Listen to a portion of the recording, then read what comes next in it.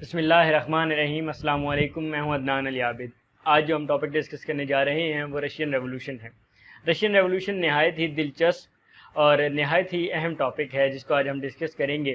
یہ جو زارس تھے یہ کیسے ختم ہوئے، جنہیں کنگ کہا جاتا تھا، جو زار تھے وہ کیسے ختم ہوتے ہیں، اس کے بعد یو ایس ایس آر کیسے وجود میں آتی ہے، اس کے بعد اگر ہم بات کریں تو فیبرری اور اکتوبر 1917 میں جو ریولوشنز آئے وہ کیسے آتے ہیں، یہ ہمارا مین ٹاپک ہوگا۔ اس کے ساتھ ساتھ ہم جو امپیکٹس ہیں رشین ریولوشن کے، نہ صرف رشیا پر بلکہ پوری دنیا میں جو اثرات پڑے ان کو ہم ڈیٹیل کے ساتھ ڈسکس کریں گے۔ دیکھیے، اس سے پہلے ہم جتنے بھی ریولوشن ڈسکس کر چکے ہیں ان تمام کی کوئی نہ کوئی وجوہات تھی جس کی وجہ سے وہ ریولوشن آتا ہے، تو یقیناً اس ریولوشن کی بھی وجوہات ہیں جن کی وجہ سے یہ ریولوشن آیا، اور ان وجوہات کو ڈسکس کرنا بڑا ہی ضروری ہے۔ اس پس منظر کو ڈسکس کرنا بھی بڑا ہی ضروری ہے کہ رشیا میں ریولوشن کیوں آتا ہے۔ اگر ہم بات کریں 20ویں صدی کے رشیا کی، تو 20ویں صدی کے آغاز میں جب تک انگلینڈ میں ڈیموکریسی آ چکی تھی، انڈسٹریل ریولوشن آ چکا تھا، ایگریکلچرل ریولوشن آ چکا تھا، مگر تب بھی جو رشیا تھا وہ ایگریگیرین سوسائٹی تھا، ایگریگیرین ایمپائر کے لیے تھا۔ اس کی وجہ یہ تھی کہ وہاں پر ابھی تک جو انڈسٹریل ریولوشن تھا اس کا گزر نہیں ہوا تھا، وہاں پر انڈسٹریز جو ہیں وہ بننا شروع نہیں ہوئی تھی، انڈسٹریز جو ہیں وہ ابھی چالو نہیں ہوئی تھی، اور جو ایگریکلچر تھا جو چلتا آ رہا تھا وہی چل رہا تھا، اور جو فیوڈل لارڈز تھے وہ بہت زیادہ مضبوط ہو چکے تھے، اور نہ وہ ٹیکسز دیتے تھے بلکہ ٹیکسز جو ہیں وہ ورکر کلاس اور جو لوور کلاس ہے اس کو دینے پڑتے تھے۔ تو یوں کہا جا سکتا ہے کہ جو ورکر کلاس ہے وہ بہت زیادہ ڈپریس ہو چکی ہے، اور بہت زیادہ ڈپریس ہو چکی تھی، نہ صرف ڈپریس ہو چکی تھی بلکہ مہنگائی اور دیگر ٹیکسز کی وجہ سے بہت زیادہ ذلیل ہو چکی تھی رشیا میں جو ورکر کلاس ہے، اور یہی وجوہات ہوتی ہیں جو ریولوشن کو جنم دیتی ہیں، جو انقلاب کو جنم دیتی ہیں۔ پھر وہی ہوتا ہے جو پولیٹیکل تھاٹس ہم نے دیکھا کہ انگلینڈ میں آئیں، وہ جو پولیٹیکل تھاٹس جو انڈسٹریل ریولوشن میں آئیں، وہ جو ایگریکلچر ریولوشن میں آئیں، جو سائنٹسٹ نے سوچنا شروع کیا، اپنے اوپینینز دینا شروع کیے، اپنی ریسرچ شیئر کرنا شروع کی، تو وہ اب پہنچنا شروع ہو گئی تھی رشیا تک۔ جو ایگریکلچر ریولوشن آیا، اس کے بعد انڈسٹریل ریولوشن آیا، اور فرینچ ریولوشن کے بعد بالخصوص جو پولیٹیکل تھاٹس ہیں وہ ڈیولپ ہونا شروع ہو گئی تھی۔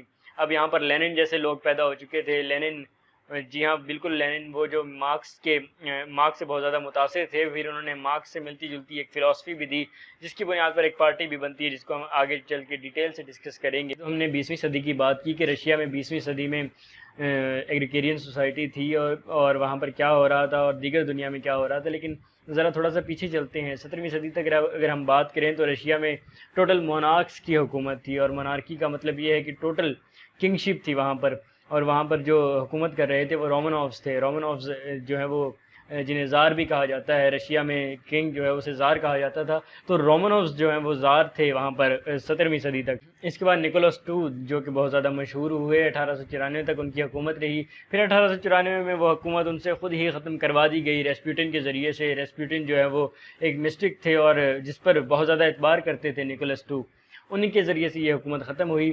لیکن یہاں تک جو تمام معاملات ہوئے، 17ویں صدی تک جو رومنوفز تھے وہ ان کی حکومت رہی، اس کے بعد نکولس II کی حکومت ختم ہوئی 1894 میں۔ یہاں سے اصل چیز شروع ہوتی ہے، وہ ہے RSDP۔ RSDP جو ہے وہ رشین سوشل ڈیموکریٹک پارٹی تھی، جو کہ 1898 میں بنائی گئی۔ اس پارٹی کا مقصد کیا تھا، اس کی فلسفی کیا تھی؟ یہ بہت ہی اہم پارٹی ہے، اور یہ بہت ہی اہم سٹیپ تھا ٹورڈز دی ریولوشن، کیونکہ یہ جو پارٹی ہے یہی بعد میں جا کر کے ریولوشن لاتی ہے۔ RSDP Russian social democratic party جو ہے، اس کی فلسفی مارکسسٹ لیننسٹ فلسفی تھی۔ آپ نے کارل مارکس کو پڑھا ہوگا۔ کارل مارکس کی جو فلسفی تھی وہ ورکر کلاس کے لیے تھی، وہ لوور کلاس کے لیے تھی۔ وہ چاہتے تھے کہ جو ورکر کلاس ہے وہ ابھر کر آئے اور وہ ڈائریکٹ حکومت کریں لوگوں پر۔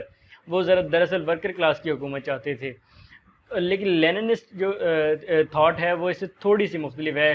وہ متاثر تو کارل مارکس سے ہی ہے، مگر وہ تھوڑی سی مختلف اس طرح سے ہے کہ وہ ڈائریکٹ حکمرانی جو ہے وہ ورکر کلاس کی نہیں چاہتے۔ وہ کہتے ہیں کہ ان کے ریپرزنٹیٹیوز آئیں اور ورکر کلاس کی نمائندگی کرتے ہوئے جو وہ حکومت کریں۔ تو تھوڑا سا ڈفرینس ہے، اسی لیے اس کو مارکسسٹ لیننسٹ فلسفی کہا جاتا ہے، جس کی بنیاد پر RSDP یعنی رشین سوشل ڈیموکریٹک پارٹی کی 1898 میں بنیاد رکھی گئی۔ پھر یہ پارٹی دو پارٹس میں ڈیوائیڈ ہو جاتی ہے 1903 میں۔ یہ دو پارٹس کون کون سے ہیں؟ ایک بلشوکس اور ایک مینشوکس۔ اس ویڈیو میں آگے دیکھنے سے پہلے آپ کو یہ دو نام اچھی طرح یاد ہو جانے چاہیے، کیونکہ ان کا ذکر بار بار آئے گا، بلشوکس اور میلشوک۔ بلشوکس اور میلشوک جو ہیں وہ دونوں ہی رشین زبان کے لفظ ہیں، اور ان دونوں کا مطلب بھی میں آپ کو بتاتا چلوں۔ جو بلشوک ہے اس کا مطلب ہے میجورٹی، مگر حقیقت میں یہ مائنورٹی میں تھے یہ لوگ، اور اگر ہم میلشوک کی بات کریں تو اس کا مطلب ہے مائنورٹی، مگر حقیقت میں یہ لوگ میجورٹی میں تھے۔ اچھا، اب ان دونوں کی تھاٹس الگ الگ تھی، جس کی وجہ سے یہاں پر ڈویژن ہوتی ہے 1903 میں۔ جو بلشوک ہیں وہ دراصل ڈکٹیٹرشپ چاہتے تھے، وہ چاہتے تھے کہ جو ورکر کلاس ہے ان کی ڈکٹیٹرشپ آئے۔ جو میلشوک ہیں وہ ڈیموکریسی کے حامی تھے، وہ کہتے تھے کہ ڈیموکریسی کے ذریعے سے ان کو رائٹس ملنے چاہیے۔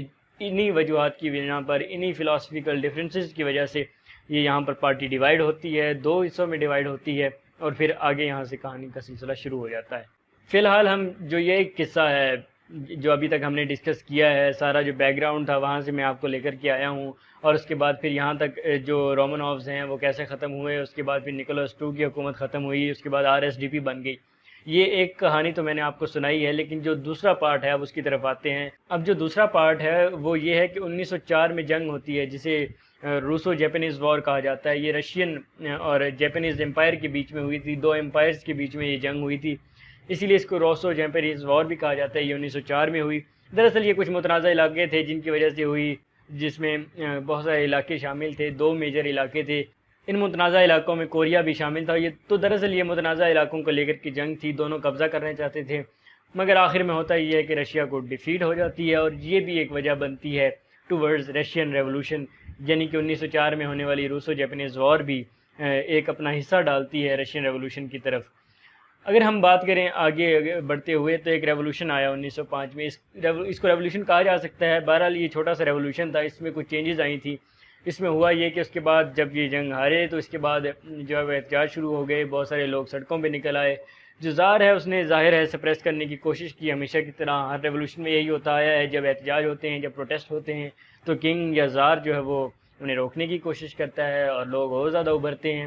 یہاں پر بھی یہی ہوا، جو زار ہے انہوں نے روکنے کی کوشش کی، لیکن بعد میں اس کو یہ احساس بھی ہوا کہ یہ بہت زیادہ غلط ہو گیا ہے، چیزوں کو طے کیا جا سکتا ہے، اور بہت ساری چیزیں طے بھی ہوئی، اور اس کو پھر اکتوبر مینیفیسٹو کا نام دیا گیا۔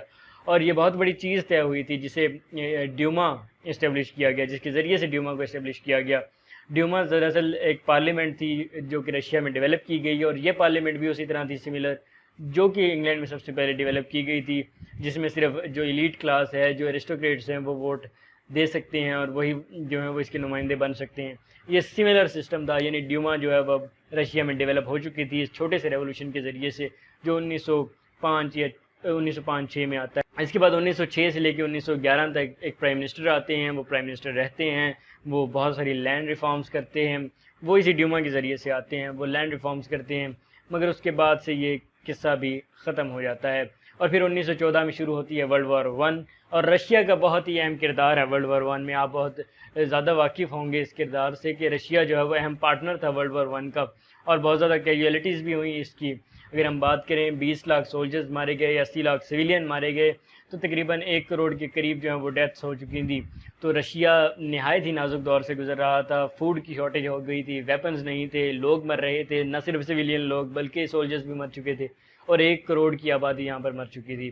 تو ورلڈ وار 1 تک بہت زیادہ سچویشن جو ہے وہ ریولوشن کی طرف بڑھ چکی تھی۔ یہاں پر ڈیوما ڈیولپ ہوئی، 1911 تک وہ رہی۔ اس کے بعد پھر یہ ورلڈ وار 1 شروع ہوتی ہے، 1917 میں جا کے بہت زیادہ اہم ایونٹس ہوتے ہیں، جس کے ذریعے سے جو ریولوشن ہے وہ باقاعدہ شروع ہو جاتا ہے 1917 میں۔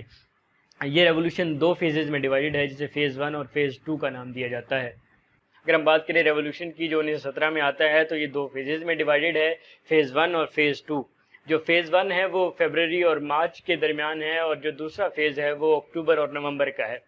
دراصل یہ 2 ماہ کس لیے آ رہے ہیں، اس کی وجہ یہ ہے کہ جو کیلنڈر یوز ہوتا تھا رشیا میں پہلے وہ جولین کیلنڈر تھا، جس کے بعد اس کو شفٹ کر دیا گیا، اور گریگورین کیلنڈر جو ہے وہ اب یوز کیا جاتا ہے وہاں پر، جو کہ پوری دنیا میں استعمال کیا جاتا ہے۔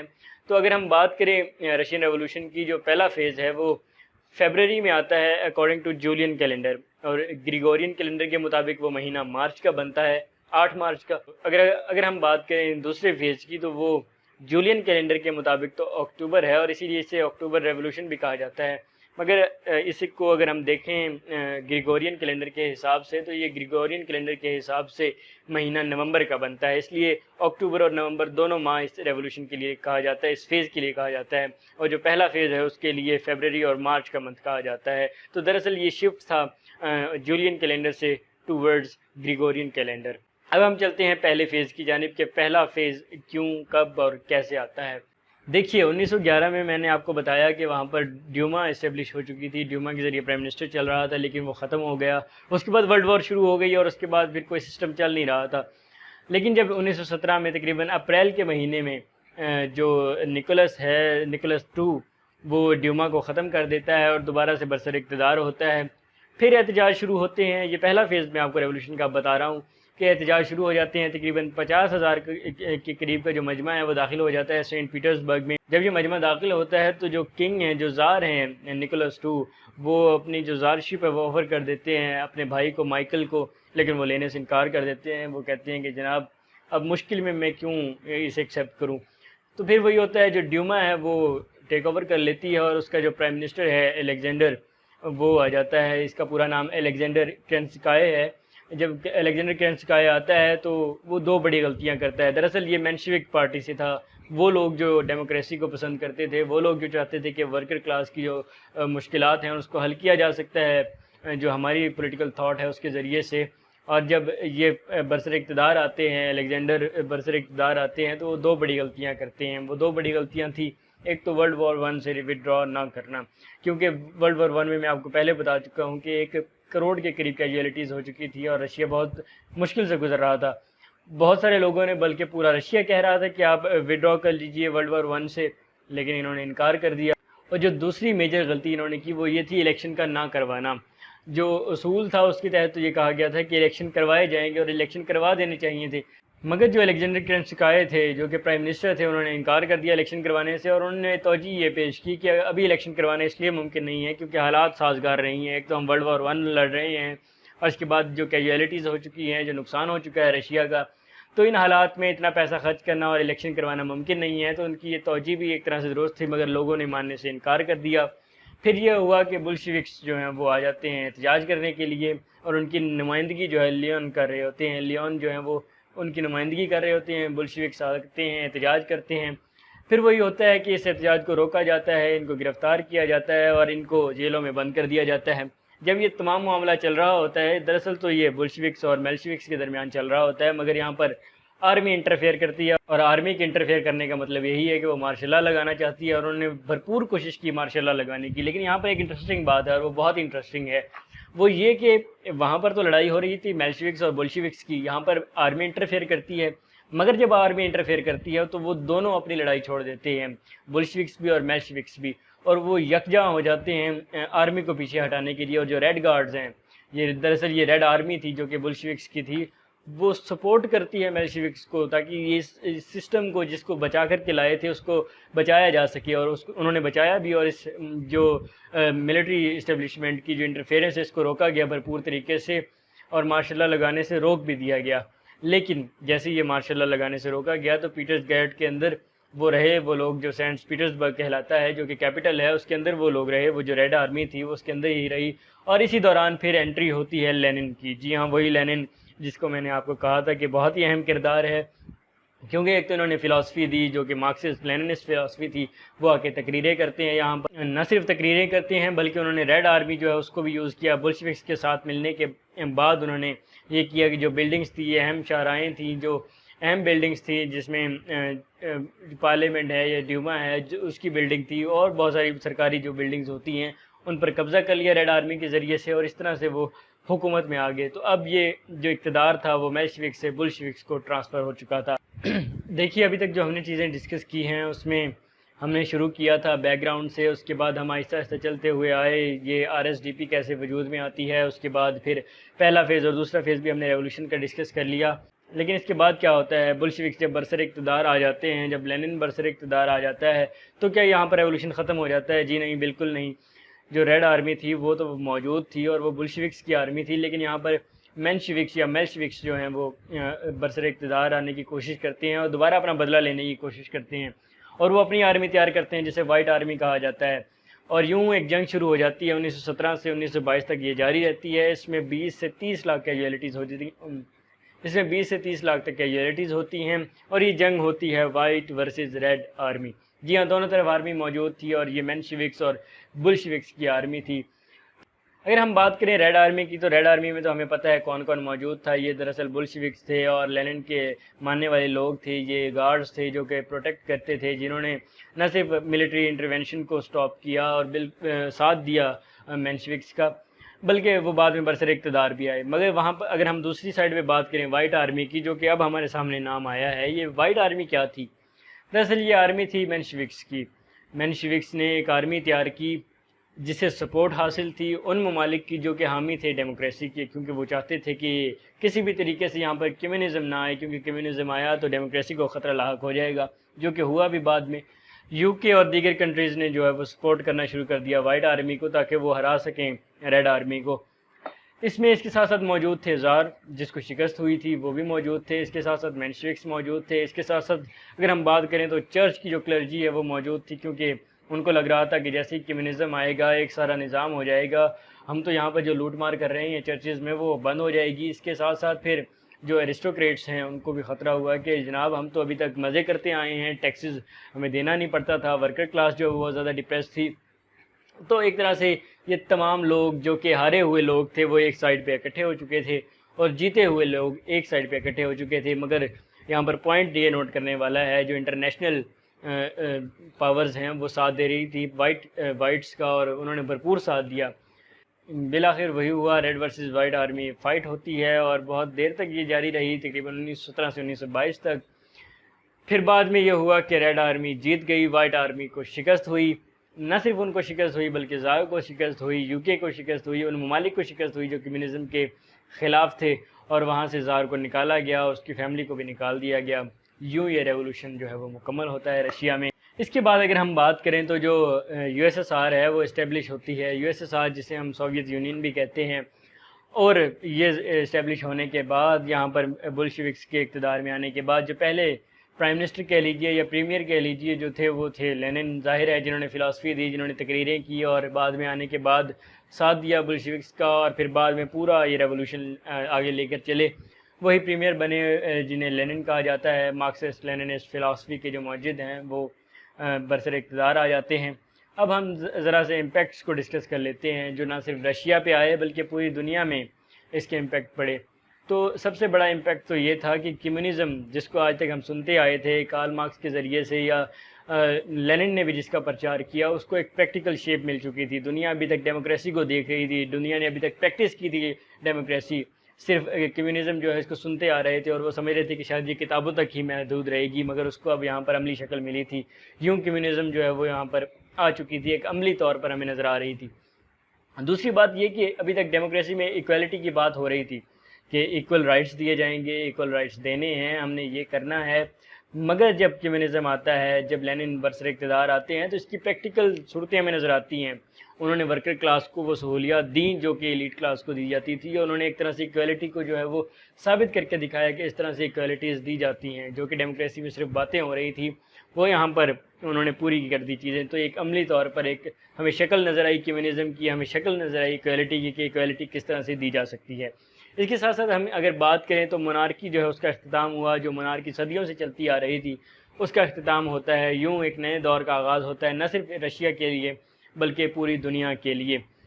اس کے ساتھ ساتھ دو اہم اور چیزیں ہیں۔ ایک تو نیشنلزم ہے، جس کو بہت زیادہ فروغ ملا اس کے آنے کے بعد، کیونکہ کمیونزم کا جو موٹو ہے، جو مین مقصد ہے، وہ یہی تھا کہ نیشنلزم کی طرف بڑھا جائے گا، پرائیویٹائزیشن کو ختم کیا جائے گا، اور وہی کیا گیا۔ نیشنلزم کو بہت زیادہ فروغ ملا، چیزوں کو یہ کہا گیا کہ ساری چیزیں حکومت کے اختیار میں ہوں گی، جتنی انڈسٹریز ہیں، جتنی فیکٹریز موجود ہیں، وہ سب حکومت چلائے گی، اور یہی کیا گیا۔ یعنی ایک طرح سے جو اکانومی تھی وہ پولیٹیکلی شفٹ ہو چکی تھی، جو کہ شاید کہہ سکتے ہیں کہ جو پولیٹیکل ایلیٹ کے پاس ہوا کرتی تھی اب وہ چینج ہو چکی تھی، یعنی حکومت کے اختیار میں تھی اب وہ پولیٹیکل اکانومی۔ تو ایک طرح سے چینج آیا تھا پولیٹیکل اکانومی میں بھی۔ تو یہ تھی آج کی ویڈیو، جس میں ہم نے رشین ریولوشن کو ڈیٹیل کے ساتھ ڈسکس کیا۔ اگر آپ کو ویڈیو پسند آئی تو ویڈیو کو لائک بھی کیجیے، شیئر کیجیے، اور اپنے خیالات کا اظہار آپ کمنٹ میں کر سکتے ہیں، اور اس کے ساتھ ساتھ چینل کا سبسکرائب ضرور کر لیجیے۔